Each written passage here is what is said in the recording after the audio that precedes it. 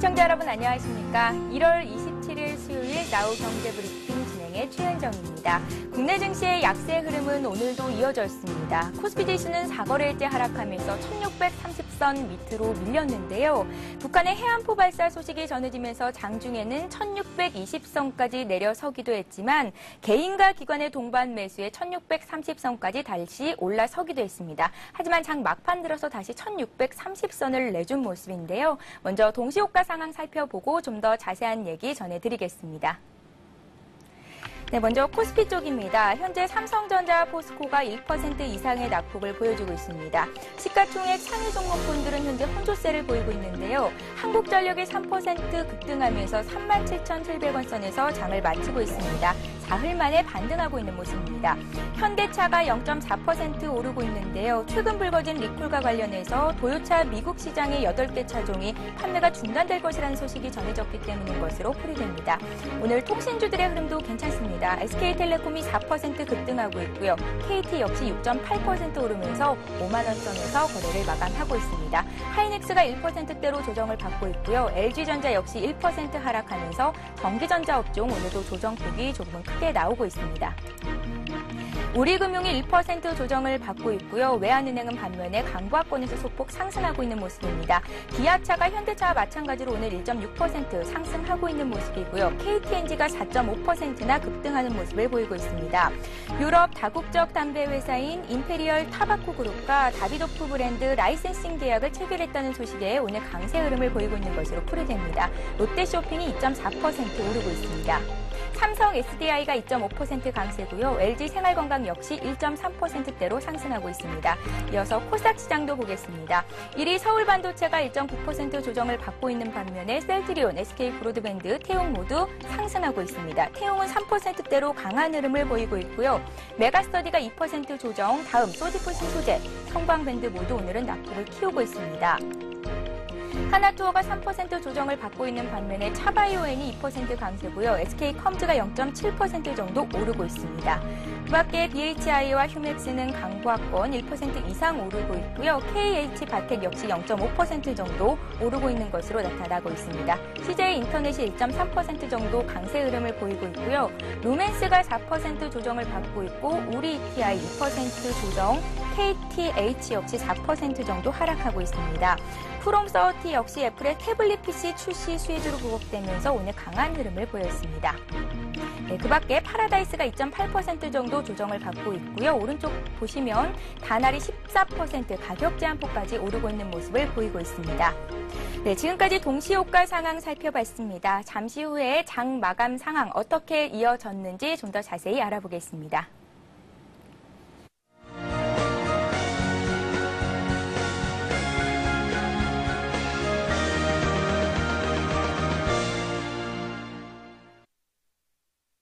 네, 오늘 코스피, 코스닥 모두 약보합권에서 장을 마쳤습니다. 국내 증시가 나흘째 하락세를 이어갔는데요. 오늘 코스피 지수는 0.6% 정도 조정을 받으면서 1627까지 내려왔습니다.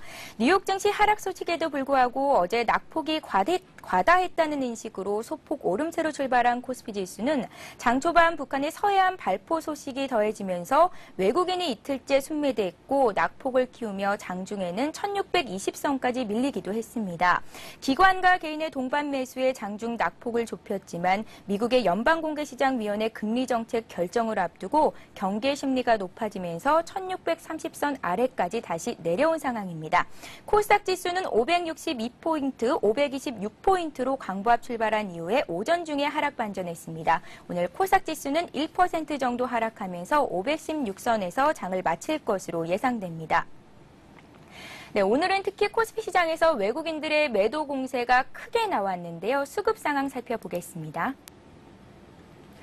네, 오늘 외국인들이 4,169억 원 차익 실현 매물을 내놨습니다. 오늘 지수 하락을 주도했다고 볼 수가 있겠는데요. 반면에 개인과 기관이 샀습니다. 개인이 975억 원 순매수했고요. 기관이 9거래일 만에 매수로 돌아서면서 2,440억 원 매수 우위를 기록했습니다.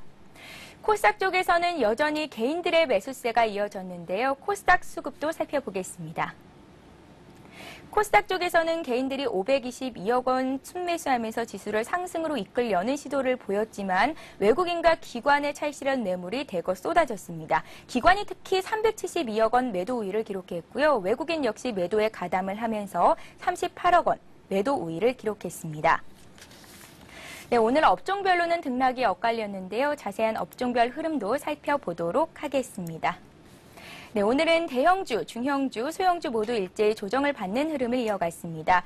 오늘 통신업 쪽에 강한 흐름을 보였는데요. SK, LG텔레콤 모두 상승했습니다. 5%대로 강한 흐름을 보여줬고요. 그 밖에 전기가스 업종이 3% 급등했고 의약품, 음식료업, 유통업종 등이 오늘 강보합권에서 소폭 상승으로 장을 마쳤습니다. 삼성전자와 하이닉스 등이 하락하면서 전기전자 업종도 1% 조정을 보였고요. 의료정밀업종이 3% 낙폭을 키웠고 철강, 금속 업종, 운수 창고 업종 그리고 건설 업종 등도 1% 이상의 낙폭을 보였습니다. 오늘 특징을 보인 종목들 살펴보겠습니다. 오늘은 전자결제, 음원, 모바일 게임 등 스마트폰과 관련된 종목들의 상승세가 두드러졌습니다. 이니시스가 가격 제한폭까지 올랐고요. 다날 역시 14% 급등하면서 16,950원에 거래를 마쳤습니다. 모빌리어스 역시 11% 상승했고 KT뮤직, 로엔, SM 모두 2% 이상의 강한 흐름을 보여줬습니다. 며칠 급락세를 보였던 원전 관련주들 중에서도 몇몇 종목들이 재차 상승하는 모습을 보였는데요. 한정기술이 5% 급등했고요. 우리기술 역시 7% 상승하면서 4,680원에 거래를 마쳤습니다. 반면에 지코앤루티즈는 어제 상한가까지 상승했던 모습과는 대비되면서 오늘은 13%나 급락했는데요. 원전 테마주의 흐름이 잠잠해지고 있는 만큼 현 시점에서는 좀 더 신중해야 할 필요가 있어 보입니다. 북한이 오늘 서해상에서 해안포를 발사하는 등 군사 충돌 가능성이 거론되면서 방위 산업주들도 반등하는 모습을 보였는데요. 휴니드가 5% 상승했고요. 스페코가 강보합권에서 마감이 됐고 S&T 중공업, S&T 대우 모두 1% 이상의 상승 흐름을 보였습니다. 네, 이 와중에서도 오늘 상한가까지 오른 종목들이 있는데요. 어떤 종목들이 있는지 확인해 보겠습니다. 네, 상한가를 기록한 종목들입니다. 영흥철강은 지난 25일 상장한 이후에 사흘째 급등세를 이어갔습니다. 영흥철강은 1977년 설립된 1차 금속 제조업체인데요. 와이어 로프와 와이어 등을 주로 생산하고 있는 것으로 알려졌습니다. 공모가 12,000원과 비교하면 37% 이상 급등한 상태입니다. 통신장비 업체인 우리넷은 오늘 상장을 했었는데 장중에는 가격 제한폭까지 올랐지만 장 막판에 다시 하락세로 돌아선 모습입니다. 네프로IT가 3D 광고 사업에 진출하겠다는 소식이 전해지면서 강세를 보였고요. 애플의 태블릿 PC 출시를 앞두고 수혜를 입을 것이라고 예상되는 프롬서티가 가격 제한폭까지 올랐습니다. 네, 오늘 주변국 아시아 증시는 등락이 엇갈렸습니다. 국내 증시가 약세로 마감이 됐는데요. 그 밖에 주요 아시아 증시 흐름 어땠는지 살펴보겠습니다. 먼저 일본 증시 마감 상황부터 보겠습니다. 일본 니케이 지수는 어제보다 0.7% 정도 조정을 받았습니다. 일본 니케이 지수는 1,252포인트로 장을 마감했는데요. 개장 직전에 일본의 작년 12월 수출이 기대 이상으로 좋았던 것으로 나타나면서 오전 중에는 혼조세를 보이기도 했지만 오후 들어서 낙폭을 키웠습니다. 그 밖에 주요 아시아 증시 흐름 어땠는지 살펴보겠습니다. 네, 현재 중국 상해종합지수가 0.1% 강보합권에서 소폭 상승하고 있습니다. 추가 긴축 우려와 함께 부정적인 전망이 나오면서 주가는 1% 이상 하락하기도 했지만 다시 상승 흐름을 보이고 있습니다. 3,024포인트 선에서 거래가 되고 있고요. 홍콩 증시 역시 현재 강보합권에서 소폭 오르고 있는 모습입니다. 오늘 나라별로는 등락이 엇갈리고 있는 가운데 대만 지수와 베트남 지수, 인도 지수가 약세 흐름을 보이고 있고요. 싱가포르 지수가 강보합권에서 소폭 상승하고 있습니다. 네, 오늘 원달러 환율 역시 등락을 거듭했는데요. 차트 보면서 설명드리겠습니다. 원달러 환율이 하락세로 돌아서면서 1,160원 전후에서 등락을 거듭했습니다. 오늘 서울 외환시장에서 원달러 환율은 어제보다 5원 30전 내린 1,158원의 거래를 시작했습니다.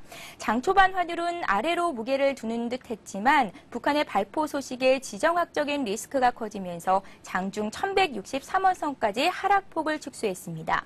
하지만 1,160원대에서는 수출업체의 달러 매도 물량이 계속 나온 영향으로 환율은 다시 밑으로 방향을 틀어 터졌고요. 장중에 1,155원 선까지 낙폭을 늘리기도 했습니다.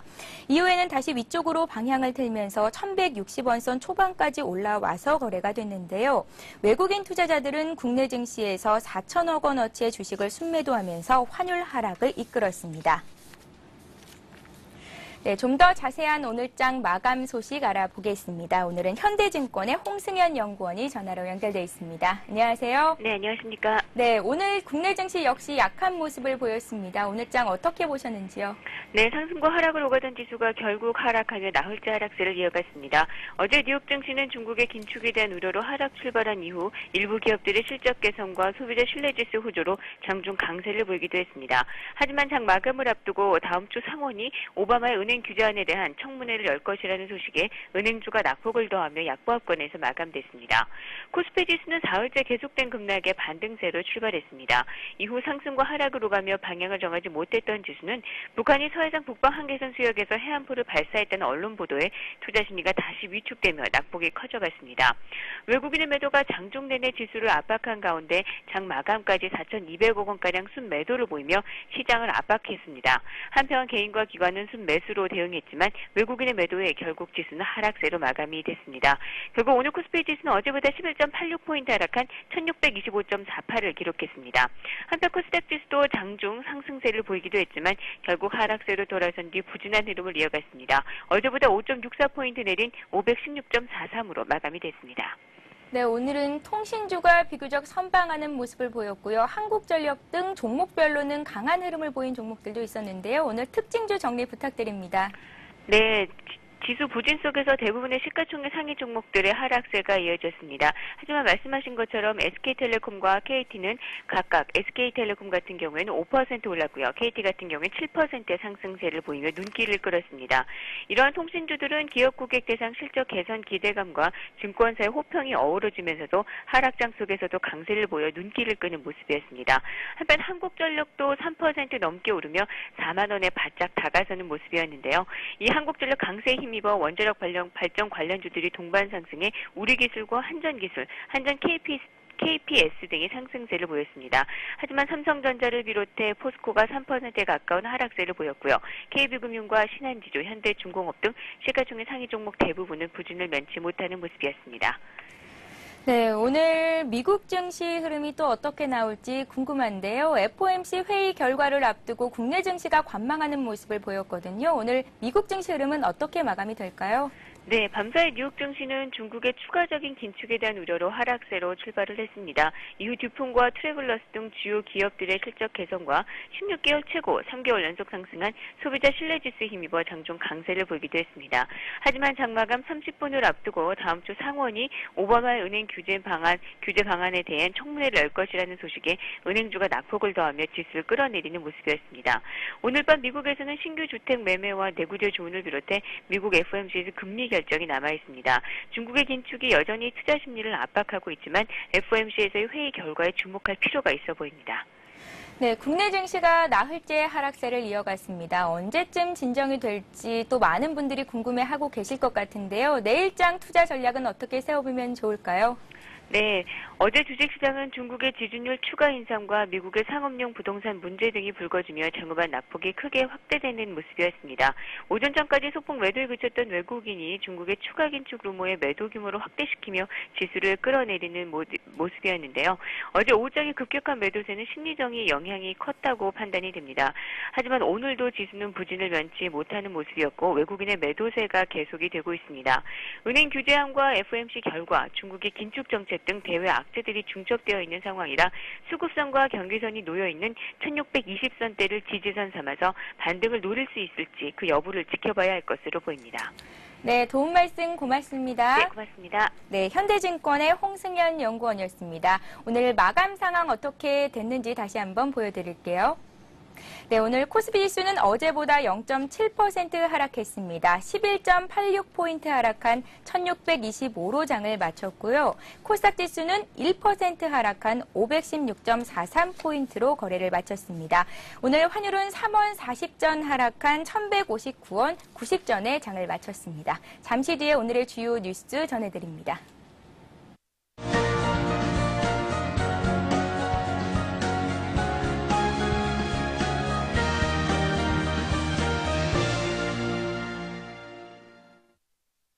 이 시각 주요 뉴스입니다. 금융위원회가 신규 펀드 가입자뿐 아니라 기존 펀드 가입자에 대해서도 판매 보수 인하를 추진하기로 했습니다. 권혁세 금융위 부위원장은 오늘 기자간담회에서 기존의 펀드 가입자에 대해서도 최근 시행한 신규 펀드 판매 보수 상한의 인하 취지가 적용되는 것이 바람직하다고 밝혔습니다. 권 부위원장은 이를 위해 인하 방식과 인하폭 등 세부 방안을 검토 중이라며 펀드 판매회사의 협조를 통해 투자자들의 부담을 완화할 계획이라고 말했습니다. 판매 보수는 펀드 가입자가 펀드 판매회사에 매년 일정 비율의 수수료를 내는 것으로 작년 12월 21일부터 신규 펀드에 대해서는 펀드 순자산의 연 1.0% 이내로 제한됐습니다. KB금융지주의 사회이사 2명이 오늘 사퇴 의사를 공식 표명했습니다. 오늘 서울 명동 KB금융 본사에서 열린 이사회에서 김한 유클릭 회장과 변보경 전 코오롱 아이넷 대표가 사퇴 의사를 밝혔습니다. 김 회장은 이르면 다음 주 중 사퇴서를 이사회에 제출하고 변 전 대표는 3월에 사퇴할 것으로 알려졌습니다. 3월 임기가 만료되는 자크캠프 ING보험 아태지역 사장은 연임 여부에 대한 입장을 밝히지 않았습니다. KB금융이사회는 사회이사 선임 과정의 공정성을 높이기 위해 사회이사 후보 추천위원회의 자문단을 구성하기로 했습니다. 이사회는 후보 선정 작업을 시행하고 다음 달 5일 회의를 열어 자문단 구성 등에 대해 논의할 예정입니다. 최근 서울 강남권을 중심으로 재건축 아파트 값이 상승세를 보이는 가운데 수도권 재건축 아파트 매매가 변동률이 총 부채 상환 비율, 즉 DTI 규제 확대 이후 최고치를 나타냈습니다. 부동산 정보업체 닥터아파트는 올해 들어 수도권 재건축 아파트 판매가 변동률은 1.19%로 집계됐다고 밝혔습니다. 이는 정부의 총 부채 상환 비율 규제 확대 시행 직전인 지난해 8월의 1.64% 이후 가장 높은 수치로 지난달 0.38%에 비해서는 0.81%포인트 상승한 것입니다. 지역별로는 서울이 1.3%로 가장 큰 폭으로 올랐고 이 가운데 강동구 2.43%, 송파구 2.11%, 강남구 1.33% 등 강남권이 상승세를 주도했습니다. 윤중현 기획재정부 장관은 최근 중국 경제가 국내 경제에 미치는 위험 요인을 예의주시하고 대비책을 세우겠다고 밝혔습니다. 윤중현 장관은 위기관리대책회의에서 중국이 우리 경제에서 차지하는 비중이 크므로 중국 경제 변화를 예의주시해야 한다고 말했습니다. 이어 중국 경제가 올해 자산시장 거품 등 글로벌 리스크 요인이 큰 만큼 우리나라의 금융이나 수출에 미치는 영향을 점검하고 대비책을 세우겠다고 밝혔습니다. 그는 최근 세계 경제는 전반적으로 회복의 흐름을 보일 것으로 예상하지만 미국이나 중국을 중심으로 금융시장에 큰 충격을 주는 일이 생기고 있다고 분석했습니다. 대외 변수에 약한 만큼 국제 흐름 변수에 예의주시하고 국내 경제의 경우도 환율, 유가, 원자재 가격 변동성이 커서 동향을 잘 점검해야 한다고 덧붙였습니다. 네, 오늘 코스피 지수는 어제보다 0.7% 하락한 1625로 장을 마감했고요. 코삭지수 역시 1% 정도 조정을 받았습니다. 516포인트로 마감했는데요. 자, 특별히 리스크 관리에 유념하셔야 할 것 같습니다. 저희가 준비한 소식은 여기까지입니다. 시청해주신 여러분 고맙습니다.